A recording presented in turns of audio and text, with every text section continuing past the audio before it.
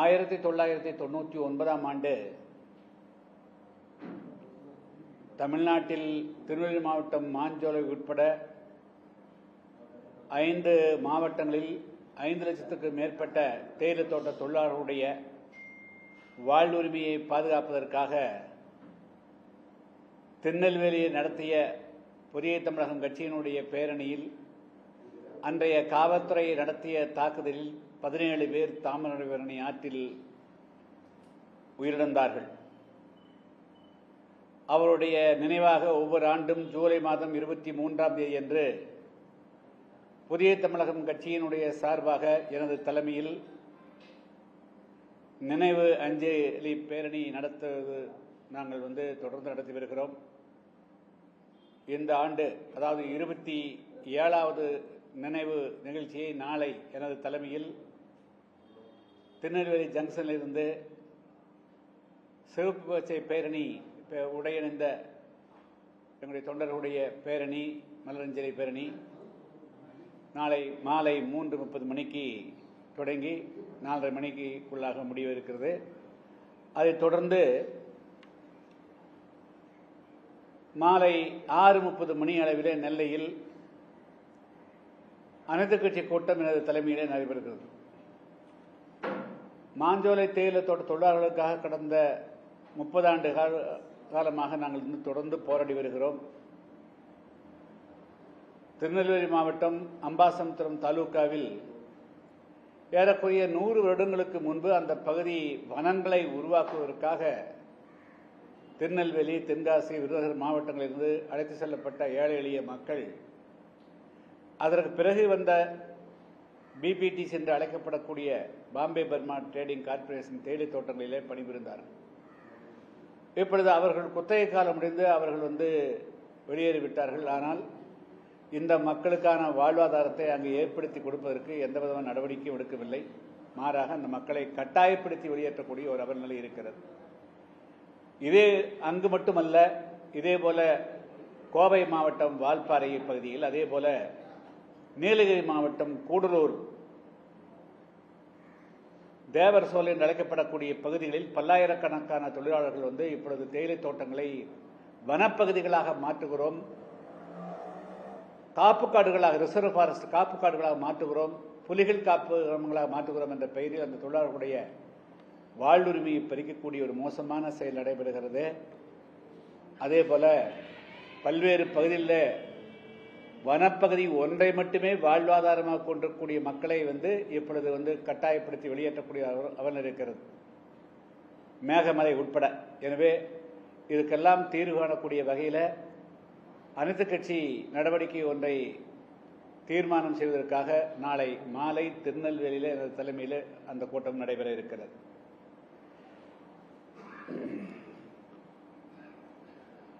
தமிழ்நாட்டில் பூரண மதுவிலக்கை வலியுறுத்தி தொடர்ந்து பல வருடங்களாக புதிய தமிழகம் கட்சி பல்வேறு விதமான மக்கள் இயக்கங்களை முன்னெடுத்து செல்கிறது. இப்பொழுது ஆட்சிக்கு வந்திருக்கக்கூடிய விஜய் அவர்களுடைய தொண்டர்கள் நடந்து முடிந்த சட்டமன்ற தேர்தலின் போது வீடு வீடாக சென்று விஜய் அவர்கள் முதலமைச்சரானால் தமிழ்நாட்டிலே பூரண மதுவிலக்கு அமல்படுத்தப்படும் என்று சொன்னார்கள். ஆனால் இப்பொழுது ஆட்சிக்கு 2 மாதத்தை தாண்டிய பின்பு கூட இந்த மதுவிலக்கிலே ஒரு தீர்க்கமான ஒரு முடிவை ஒன்றை அறிவிக்காமல் இந்த தமிழ்நாடுகளில் இருக்கக்கூடிய டாஸ்மாக் கடைகளில் கூட கூடுதலாக பாட்டிலுக்கு 10 ரூபாய் வாங்கக்கூடியதும் கூட அதில் கூட ஒரு தீர்க்கமான நடவடிக்கை, நல்ல நடவடிக்கை இல்லை. நாள் ஒன்றும் காலை ஒன்றும் மாலை ஒன்றும் பல்வேறு விதமான கருத்துக்களை மாறி மாறி சொல்லி வருகிறார்கள். இப்பொழுது கடந்த 1 மாதத்திற்கு முன்பு 717 கடைகளை மூடியதாக சொன்னார்கள். ஆனால் அந்த 717 கடைகள் கூட உண்மையாக மூடப்படவில்லை. எந்த பகுதியில் கடைகள் மூடப்பட்டார்களோ அதுக்கு அருகாமையிலேயே மனமகிழ் மன்றங்கள் என்ற பெயரில் புதிய கடைகள் திறக்கப்பட்டிருக்கின்றன. அந்த மூடப்பட்டதாக சொல்லப்பட்ட கடைகள் கூட ஊருக்கு ஒதுக்குப்புறமாக அதிகமாக விற்பனை ஆகாத கடைகளைத்தான் மூடி கணக்கு காட்டியிருக்கார்கள். எனவே இந்த மது கொள்கையில் தமிழ்நாடு அரசு தடுமாறுகிறது. மேலும் இப்பொழுது பல செய்திகள் வருகின்றன. இப்பொழுது தமிழ்நாடெங்கும் பூரண மதுவிலக்கை அமல்படுத்தக்கூடியவர்கள் டாஸ்மாக் கடைகளை மூட வேண்டும் என்று கோரிக்கையை வலுத்து வருகின்ற நேரத்தில் ரெஸ்டோ பார், அதாவது தனியாருக்கு கடையை விட்டு விடலாமா, அதே போல் ரெஸ்டாரண்ட் எல்லா இடங்களும் உணவகங்களிலேயே டாஸ்மாக் அதாவது மது விற்பனையை கொண்டு வந்து சேர்த்து விடலாமா என்று அதை விஸ்தரிக்கக்கூடிய வகையிலே தான் இந்த அரசு திட்டமிடுவதாக செய்திகள் வருகிறது. இது இது சரியில்லை. இது போல தொடர்ந்து மக்களை குழப்பக்கூடாது. தமிழ்நாட்டில் ஊழல் ஒழிப்பது இந்த அரசனுடைய மிக முக்கியமாக நோக்கமாக இருக்கும் பட்சத்தில், அதே போல மக்களுடைய நல்ல உடல்நிலை தான் மிக முக்கியமாக இருக்கும் பட்சத்தில், மது போதை புகை ஒழிப்பது தான் அது நம்முடைய லட்சியமாக இருக்கும் பட்சத்தில், மதுவை ஒழிக்காமல் புகையும் ஒழிக்க முடியாது, போதைப் பொருளையும் ஒழிக்க முடியாது. எனவே இதில் எந்த தடுமாற்றமும் என்று இருக்கக்கூடிய அரசுக்கு தேவையில்லை. எனவே தமிழ்நாட்டில் பூரண மதுவிலக்கை அமல்படுத்துவதற்கு மட்டும்தான் தமிழ்நாட்டு மக்களுடைய எதிர்பார்ப்பாக இருக்கிறது. எனவே ரெஸ்டோ பார் அல்லது பல வகையான மதுபானங்களை பிற மாநிலங்களிலிருந்து கொண்டு வருவது என்று தினமும் ஒரு செய்திகளை கசிய விடுகிறார்கள். அதாவது மக்களுடைய கருத்து எப்படி இருக்கும், அரசியல்வாதிகள் எப்படி ரியாக்ட் பண்றாங்க, பொதுமக்கள் எப்படி இதை பார்க்கிறார்கள் என்று இது ஆழம் பார்ப்பது ஆற்றிலே காலம் பார்ப்பது போல ஒவ்வொரு நாளும் ஒரு கருத்தை கசியை விட்டு அவர்கள் பார்க்கிறார்கள். இதை வேடிக்கை பார்க்கக்கூடாது. புதிய தமிழகம் கட்சியை பொறுத்தமட்டில் நாங்கள் ஏற்கனவே அறிவித்திருக்கிறோம். தமிழ்நாட்டில் பூரண மதுவிலக்கை அமல்படுத்த வலியுறுத்தி மிகப்பெரிய அளவுக்கு ஒரு போராட்டத்தை அக்டோபர் 2ஆம் தேதி முன்னெடுப்பதற்கு முடிவு செய்திருக்கிறோம். அதற்கு முன்பாகவே இந்த அரசு மதுவிலக்கை பொறுத்தளவு ஒரு பூரண மதுவிலக்கு கொள்கையை அறிவிக்கணும். பூரண மதுவிலக்கு அக்டோபர் 2ஆம் தேதிக்கு முன்பாக தமிழ்நாட்டில் அமல்படுத்த வேண்டும் என்பது மிக முக்கியமான கோரிக்கையாகும். அடுத்து, தமிழ்நாடெங்கும் பல பகுதிகளில் இந்து அறநிலையத்துறை கோயிலுக்கு சொந்தமான நிலங்களை திடீரென்று பட்டா போடுவது, பத்திரம் போடுகின்ற செயல் நடைபெறுகிறது. அண்மையில் கடந்த 3ஆம் தேதி துவங்கி கடந்த 6ஆம் தேதி அன்று பழனியில் முருகனுடைய கோவில்களில் கார் பார்க்கிங் இருந்த 1 ஏக்கர் 40 சென்ட் நிலத்தை 2 பேர் திடீரென்று அந்த நிலம் கோவிலுக்கு சொந்தமானது தெரிந்த பிறகு கூட அதை பத்திரம் போட்டிருக்காங்க. அதாவது ஊழல் ஒழிக்கப்படுகிறது என்று சொல்லுகின்ற பொழுது 100 கோடி ரூபாய் மதிப்புள்ள ஒரு சொத்து பட்டப்பகலில அதுக்கான வலுவற்றவர்களாக இருக்கக்கூடிய 2 பேர் வாங்குறாங்க. அப்படிங்கிற போது அதை பத்திரம் செய்து கொடுக்க முடிகின்ற பொழுது அதில் மிகப்பெரிய அளவுக்கு கருப்பு பணம் அல்லது பினாமி பணம் இதில் டிரான்சாக்ஷன் நடந்திருப்பதாக தெரிகிறது. எனவே இது இந்த ஏறக்குறைய 2 வாரங்கள் ஆகியும் கூட இதில் ஒரு தீர்க்கமான முடிவுக்கு வரல. மக்களுக்கு பல்வேறு விதமான சந்தேகங்கள் இருக்குது. இதுக்கு பின்னணியில் இருப்பது யார், எப்படி இப்படி நடக்க முடியும்? இந்த அரசு தொடர்ந்து ஒவ்வொரு நாளும் நாங்கள் ஊழல் ஒழிப்பதற்கு முடிவு செய்கிறோம், யாராவது லஞ்சம் கேட்டால் கூட உடனடியாக முதலமைச்சருடைய பெயரை சொல்லுங்கள் என்றெல்லாம் சொல்லக்கூடிய அளவிற்கு இன்று மக்கள் மத்தியில் அந்த ஊழலுக்கு எதிரான கருத்துக்கள் போகின்ற இந்த வேளையில் எப்படி ஒரு 1 ஏக்கர் 40 சென்ட் பழனியுடைய மையப்பகுதியில் 100 கோடி ரூபாய் நிலம் கைமாற முடியும், அது கோயிலுக்கு சொந்தமான நிலம் மாற முடியும்.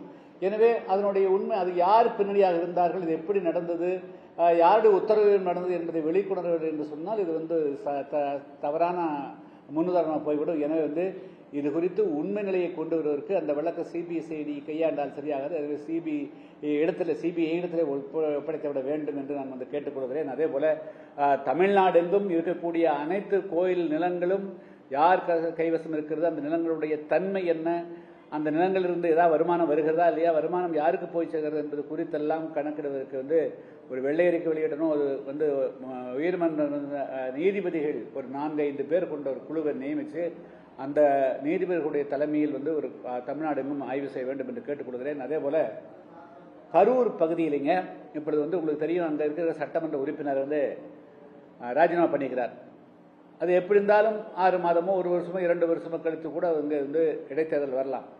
எனவே அதை மனதிலே வைத்து ஒரு மிகப்பெரிய ஒரு தவறு நடந்திருக்குது. 3500 ஏக்கர் நிலம், இனாம் நிலம் வழக்கமாக இது போன்ற நிலங்களை அந்த நிலத்தில் இருக்கக்கூடியவர்கள் வீடு கட்டியிருந்தால் வீடை பயன்படுத்திக் கொள்ளலாம், விவசாயம் செய்தால் விவசாயத்துக்கு பயன்படுத்திக் கொள்ளலாம். அந்த நிலத்தை சொந்த உரிமை கொண்டாட முடியாது. அதாவது அந்த நிலத்தை அவர்கள் விற்பனை செய்ய முடியாது. இது 1963 இது தொடர்ந்து இருக்கக்கூடியது. ஆனால் இப்பொழுது இந்த அரசு வந்த பிறகு இப்பொழுது இந்த நிலங்களை விற்பனை செய்யலாம் என்று ஒரு தவறான உத்தரவை பிறப்பிச்சிருக்கிறாங்க. அங்கதான் பிரச்சனையே இருக்கு. அப்போ அங்க ஏறக்குறைய ஒரு 10,000 15,000 20,000 வாக்குகளை மையப்படுத்தி அந்த உத்தரவு பிறப்பிக்கப்பட்டது. இது உள்நோக்கத்தோடு பிறப்பிக்கப்பட்ட உத்தரவு ஆகும். எனவே அந்த உத்தரவை ரத்து செய்யணும். அந்த அவங்க கிட்ட இருக்கக்கூடியது பற்றி ஆட்சேபனை இல்லை. 60 வருடமோ 70 வருடமோ 80 வருடமோ அது விவசாயிகள் நிலத்தை அவர்கள் பயன்பாட்டில் வைத்திருக்கிறார்கள். அவங்களுடைய வாரிசுகளுக்கு இல்லாத போகும்போது நிலம் மீண்டும் வந்து கோயிலுக்கு வந்துடும். ஆனால் அந்த நிலத்தை விற்கலாம் என்பது ஆபத்தானது. இப்படி போனா கண்மூடி கண் திறப்பதற்குள்ளாக தமிழ்நாட்டில் கூடிய லட்சக்கணக்கான ஏக்கர் நிலங்கள் கைமாறி போய்.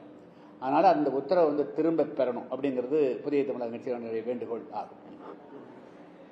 அடுத்து வேற ஏதாவது கேள்வி தொடங்கலாமா?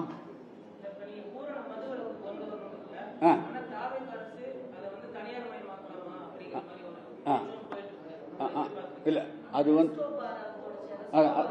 அதாவது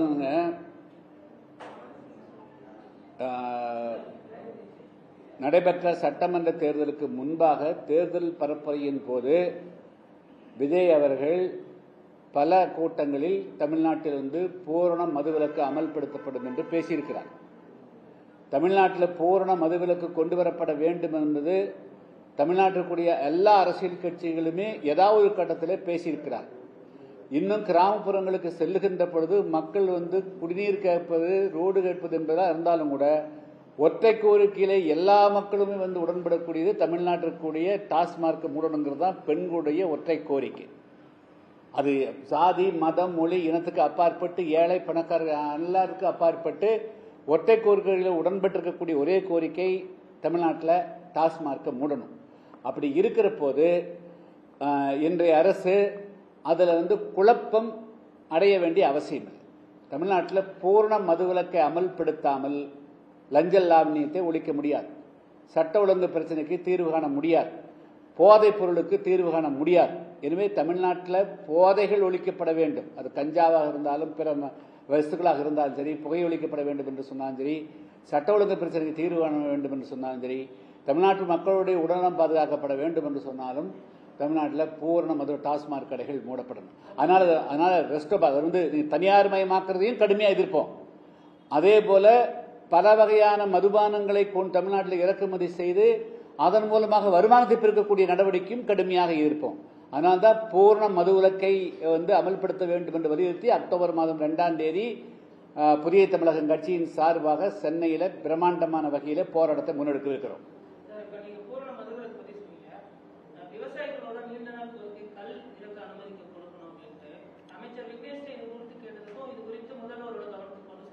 இல்ல மது கல் அப்படிங்கிறது எத்தனையோ முறை சொல்லியாச்சு ஆச்சுங்களா. அதனுடைய அதாவது மினிமம் ஆல்கஹால் ஒன்றில் 30% இருக்கும், ஒன்று 40 இருக்கலாம், 50% இருக்கலாம், பீரில் ஒரு 20% இருக்கலாம். அதுபோல் இதில் 15% இருக்கும், 20% இருக்குது ஆச்சுங்களா. அதனால் கல் உங்களுக்கு தெரியும், பலாயிரங்காண்டு காலமாக கல் உண்ணாமை அப்படின்னு திருக்குறளே இருக்கிறது. அப்படின்னா கல் என்று சொன்னாலே போதை என்று பொருள். கல்லுக்கு வேற விளக்கமே தேவையில்லை. கல் என்று சொன்னாலே போதை என்று பொருள். எனவே கல் மதுவினுடைய மிக முக்கியமான அம்சம். எனவே கல்லை போதையிலிருந்து பிரித்து பார்க்க கூடாது, பிரித்து பார்க்கவும் முடியாது.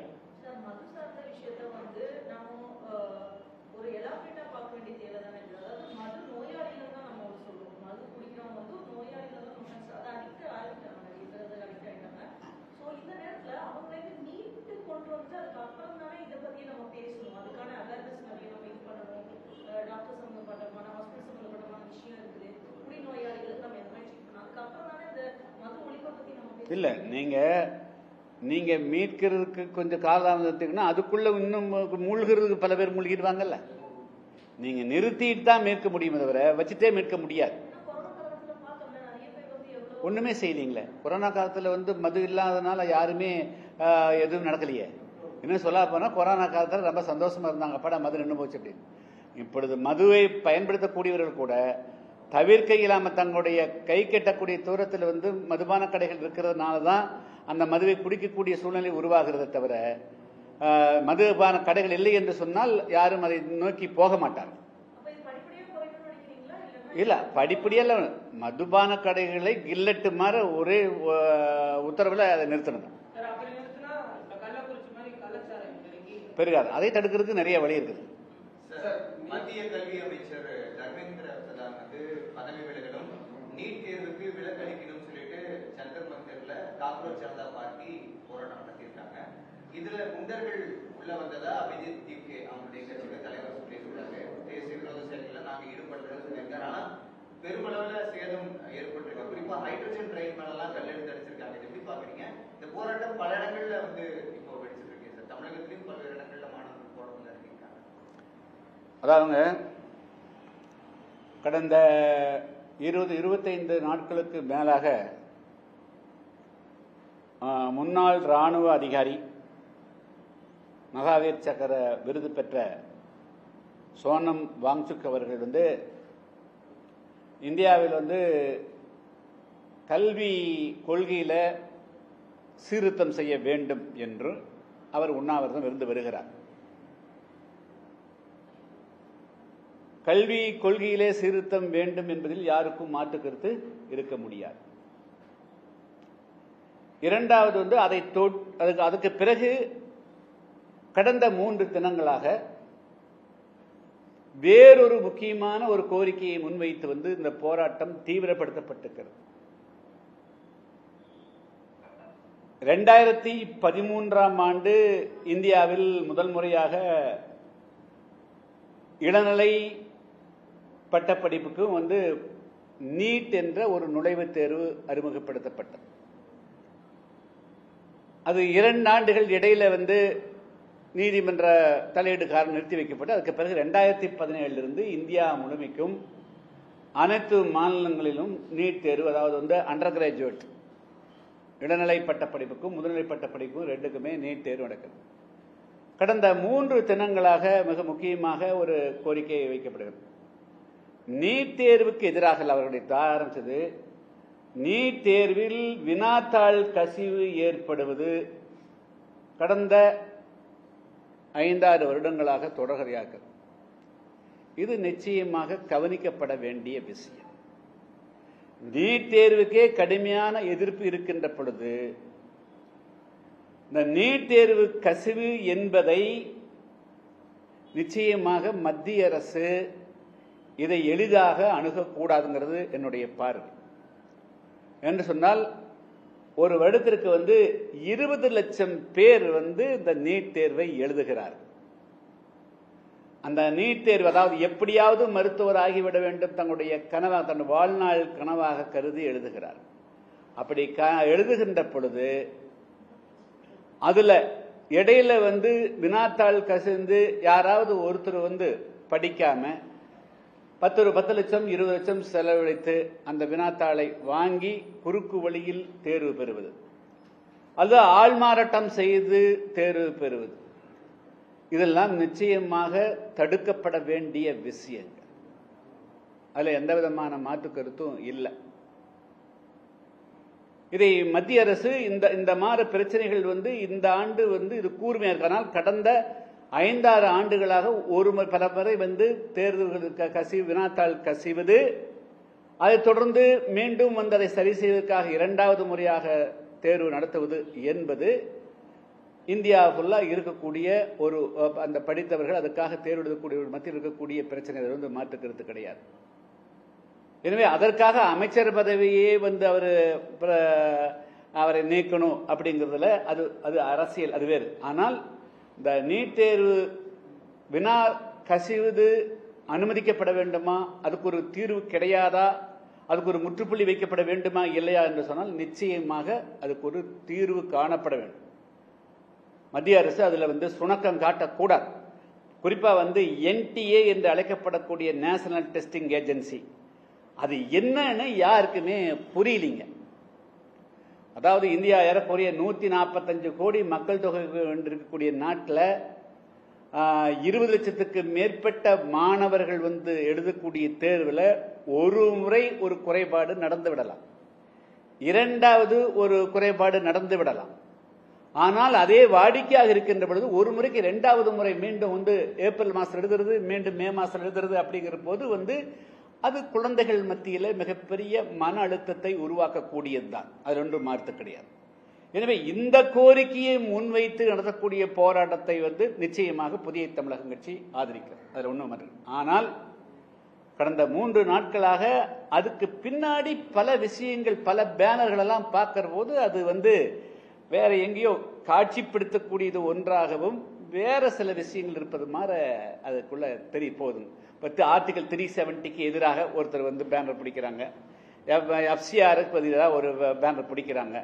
ஸோ மாணவர்கள் அதில் முழுமையாக 100% கலந்து கொண்டார்கள். அது ஒரு சின்ன இயக்கமாக இருந்தாலும் கூட அந்த நீட் தேர்வு வினாத்தாள் கசிவுக்கு வந்து மத்திய அரசு ஒரு நல்ல தீர்வை சொல்ல வேண்டும், தீர்வு காண வேண்டும் என்ற கோரிக்கை 100% நியாயமானது. அது வந்து மத்திய அரசுக்கு அது கடமை இருக்கிறது.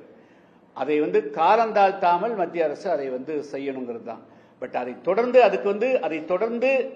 இவ்வளவு பெரிய வன்முறைகள், இப்போ வந்து ஹைட்ரஜன் ட்ரெயின்ல எரிக்கிற அளவுக்கு வந்து என்ன வந்தது, அது வந்து ஏன்னா அந்த போராட்டம் அதிலிருந்து திசை மாறினால் அப்புறம் அது வந்து மற்றவங்க கையில் எடுத்துக்குவாங்க.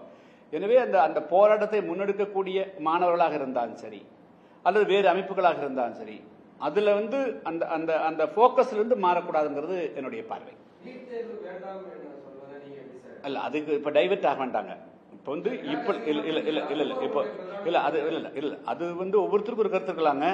நான் வந்து என்னுடைய இன்னைக்கு வந்து அந்த போராட்டம் முன்னெடுக்கப்பட்டது வந்து நீட் தேர்வு கசிவு, அதுக்கு ஒரு தீர்வு காணல. ரெண்டாவது வந்து அந்த நீட் தேர்வு கசிவுனால வந்து ஏற்பட்ட பாதிப்புக்கு அது சொல்றாங்க. அதுக்கு மட்டும் இப்ப போராட்டம் நடக்குது. அது மட்டும் மற்ற இல்ல, அது அதுக்குள்ள போக வேண்டாம். இப்ப வேண்டாம். இப்ப இல்ல, அதாவது நீங்க போஸ்ட் வந்து இலக்கை வந்து மாத்திட்டே இருந்தீங்கன்னா எதையுமே அடைய முடியாது. இல்ல எங்க தமிழ்நாடு சரி. இப்ப வந்து நீட் தேர்வில் வந்து ஏற்படக்கூடிய கசிவுகளுக்கு தீர்வு காண வேண்டும் என்று சொன்னால் நிச்சயமாக தீர்வு காணும். நேஷனல் டெஸ்டிங் ஏஜென்சி வந்து வலுப்படுத்தணும். அதுல ஒன்றும் மாற்று கருத்து கிடையாது.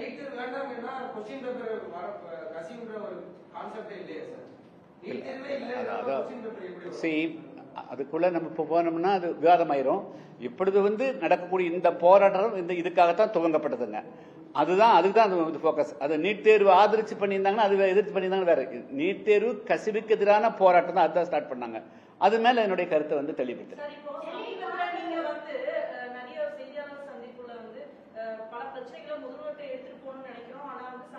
ஆமா ஆமாங்க ஆமா.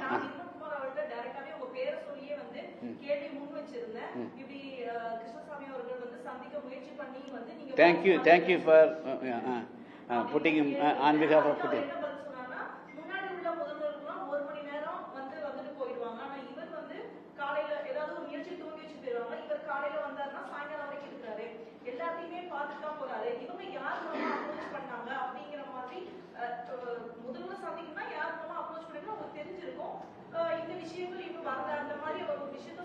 இல்ல அதாவதுங்க, முதல்வருக்கு வந்து இப்ப 2 செயலாளர்கள், secretary 1 and secretary 2. Lakshmi Priya அப்படிங்கிறவங்க தான் செக்ரட்டரி 2. அவங்க தான் அப்பாயின்மெண்ட், பொலிட்டிக்கல் அப்பாயின்மெண்ட் பாக்குறாங்க. அவங்களுக்கு தான் நாங்க அனுப்பிச்சிருக்கோம். அவங்களுக்கு தான் அனுப்பிச்சிருக்கிறோம். அவங்கள அனுப்பிச்சோம், லெட்டர் அனுப்பிச்சோம். அது வந்து அப்ரோச் பண்ணாதனால எங்களுடைய கட்சியிலிருந்து நேரடியாக தலைமை செயலகத்துக்கு ஆள் அனுப்பி அவங்க லட்சுமி பிரியா அலுவலகத்திலேயே எங்களுடைய கடிதத்தை கொடுத்திருக்கிறோம்.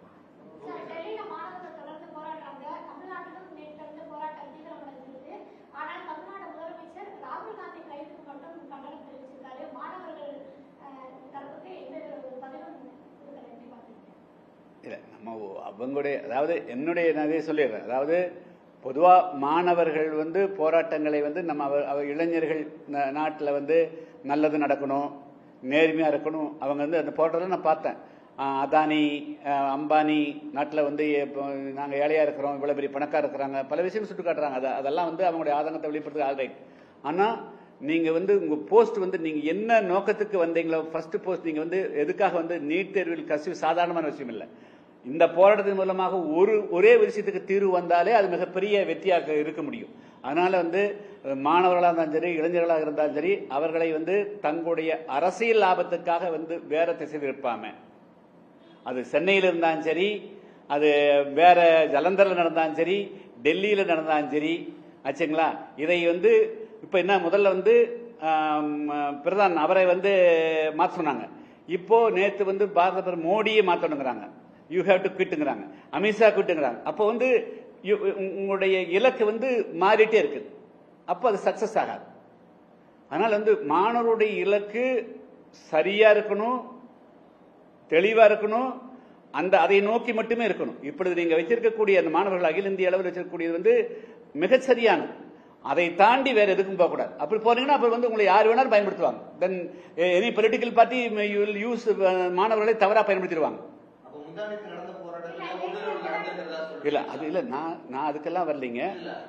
இல்ல நான் யாரையும் குற்றம் சொல்லுத, யாரையும் குற்றம்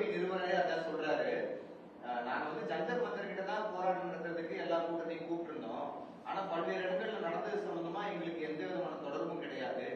குண்டர்கள் வந்து இதுக்கு உள்ள வந்திருக்கதா எங்களுக்கு தகவலும் கிடைச்சிருக்கு.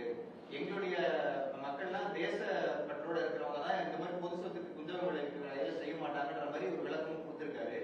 அப்ப இது வந்து எதிர்கட்சியுடைய ஊடுருவல் இருக்கும்னு அப்படி அந்த மாதிரி சொல்றீங்களா?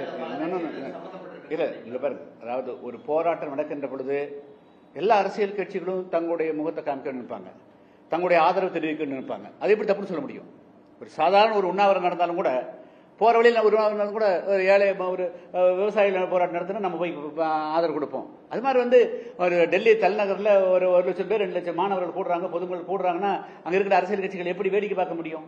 அதுக்குள்ள குண்டர்கள் கூடுறாங்களா அவங்க கூடுறாங்கலாம் அது வந்து காவல்துறை தான் கண்காணிச்சுக்கணும், அது உள்துறை தான் பார்த்துக்கணும். அந்த போராட்டத்தில் போய் கலந்து தங்களுடைய ஆதரவை தெரிவிக்க வேண்டிய பொறுப்பு எல்லா அரசியல் கட்சிகளுக்கு இருக்குது. அந்த அடிப்படையில் எல்லா அரசியல் கட்சிகளுக்கும் போது நியாயம்தான்.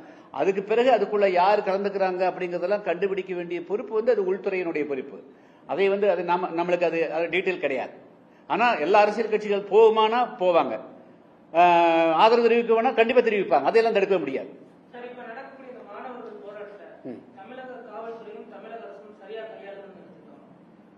இல்ல எனக்கு இங்க என்ன நடக்குது தெரியல.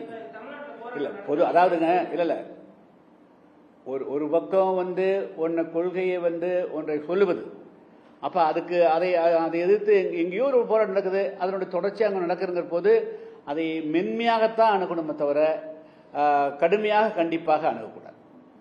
அவர்கள் வந்து அங்கு டெல்லி நடக்கக்கூடிய போராட்டத்தின் காரணமாக ஈர்க்கப்பட்டு இங்க 10 இளைஞர்கள் வந்து அதை முழுமையா புரிந்து கொண்டார்களோ இல்லையோ, புரியுதுன்னா தம்பி அங்க வேற மாதிரி நடக்குது இங்க வேற மாதிரி நடக்குது சொல்லணும். அக்கா அவரிடத்துல வந்து ஹார்ஷா ரொம்ப கொடூரமா நடந்து கொள்ள கூடாதுங்கிறது என்னுடைய அட்வைஸ். அந்த தமிழ்நாட்டில் போராட்டம் மாணவர்கள் போராடினா அவங்ககிட்ட எல்லாம் ஹார்ஷா காவல்துறை நடத்தக்கூடாது.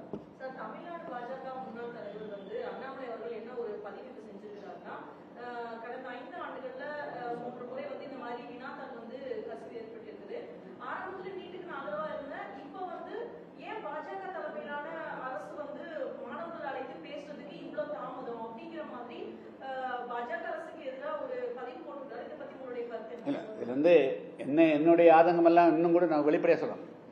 இளைஞர்கள் பெரியவர்கள் எல்லாம் வந்து இது மாதிரி எங்காவது ஒரு போராட்டம் நடத்தினா தான் வர்றாங்களே தவிர, தமிழ்நாட்டில் மாஞ்சோலை செயலத்தோட தொழிலாளர்கள் அவங்க வந்து இந்த நாட்டினுடைய குடிமக்கள் தானே, அவர்கள் ஏழை எளிய மக்கள் தானே. அவங்களை வந்து காவல்துறையை பயன்படுத்தி வனத்துறையை பயன்படுத்தி அவங்கள வந்து அவங்கள அப்புறப்படுத்த அவங்களுக்காக அதெல்லாம் ஏன் ஒரு நாளும் கூட இந்த இளைஞர்கள் எல்லாம் வரமாட்டேங்கிறாங்க? அப்போ ஒரு விளம்பரம் கிடைச்சாதான் இவங்க எல்லாம் பயன்படுத்த வருவாங்களா? டெல்லியில போராட்டம் நடத்தினா பிரச்சனை தான் வருவாங்களா? சென்னையில மட்டும் தான் போராட்டம் நடத்துவாங்களா? மாணவர்களும் இளைஞர்களும் சமூக ஆர்வலர்களும் மார்ஜினலைஸ் விளிம்பு நடையில் நடக்கக்கூடிய மக்களுடைய பிரச்சனைகளுக்காகவும் போராட வரணுங்க. ஆச்சுங்களா? அதுதான் என்னுடைய வேண்டுகோள். Okay, thank you.